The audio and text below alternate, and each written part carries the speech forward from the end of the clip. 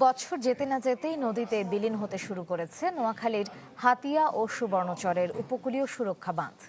40 কোটি টাকার বেড়িবাঁধের এমন দশায় আতঙ্কিত উপকূলবাসী।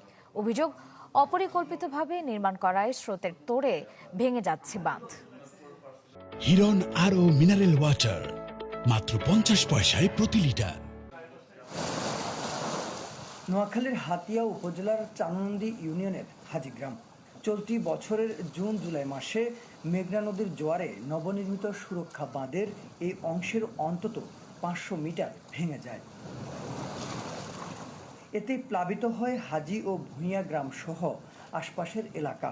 ঘর বাড়ি ছাড়তে বাধ্য হয় শত শত পরিবার। পুরো বর্ষা মৌসুমে সুরক্ষা বাঁধের 9 থেকে 10টি অংশে ভাঙন ধরে। অনেক জায়গা ভরে গেছে খানাখন্দে। আস্তে আস্তে নদী এত দ্রুত ভাঙতেছে, বেরিয়ে পর্যন্ত 1 বছর মাথায় আধা কিলোমিটার ভাঙে এ পর্যন্ত বেরিয়ে পর্যন্ত ভেঙে গেছে। এখানে বাজার আছে, বাজার থেকে আপনার দোকানটা সবগুলো পড়ে যাচ্ছে।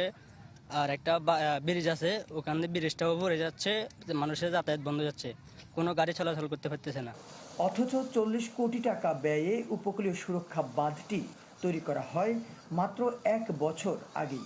হাতিয়ার টাঙ্কির ঘাট থেকে সুবর্ণচরের মোহাম্মদপুর ইউনিয়ন পর্যন্ত 24 কিলোমিটার এই বেড়িবাঁধ প্রকল্পটি বাস্তবায়ন করে পানি উন্নয়ন বোর্ড, যা অপরিকল্পিতভাবে নির্মাণের অভিযোগ গ্রামবাসীর। এটা কতটুকু পরিকল্পিত?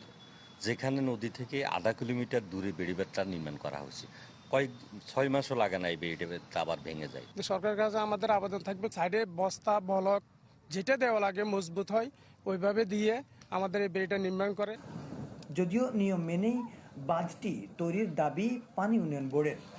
এখানে মোটামুটি স্টাডির রিপোর্টের আলোকে আসলে বেড়িবাঁধটা করা হয়েছে। আপাতত আমরা জরুরি কাজকর্মগুলো করছি, এটা আস্তে আস্তে করে আসলে যেহেতু পাশের রাস্তা আছে, যার জন্য ভেতরে লোকালে পানি না ঢোকে, তার জন্য আমাদের আমরা জরুরি কার্যক্রম হাতে নিয়েছি, পাটটা যাতে ভেঙে করে না আসে। বেড়িবাঁধের ভেঙে যাওয়া অংশ দ্রুত মেরামতের দাবি গ্রামবাসীর। সুমন ভৌমিক, চ্যানেল 24, নোয়াখালী।